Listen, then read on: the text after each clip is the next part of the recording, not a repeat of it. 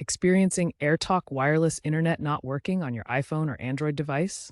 This often stems from APN settings, weak signals, or network outages. First, ensure you're in an area with adequate coverage. Next, check your signal strength using tools like Android's Network Cell Info app or iPhone's Field Test Mode by dialing 301#12345. Aim for signal strength between -50 dBm for excellent and 90 to 100 dBm for acceptable.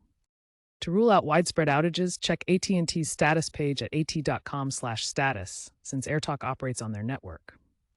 Also, confirm your SIM card is active and your device is compatible, especially if it's unlocked. Recent AT&T upgrades have improved reliability, but congestion can still cause issues, particularly during peak hours. Incorrect APN settings are a common culprit. For AirTalk Wireless, the correct APN is NXT Gen Phone. On Android, navigate to Settings, Connections, Mobile Networks, Access Point Names, and ensure these settings are accurate. On iPhones, you may need to install the Carrier Settings Update via Settings, General, About, Carrier Settings Update, particularly after iOS updates. If signal strength is weak, consider moving to a different location or using a Wi-Fi hotspot.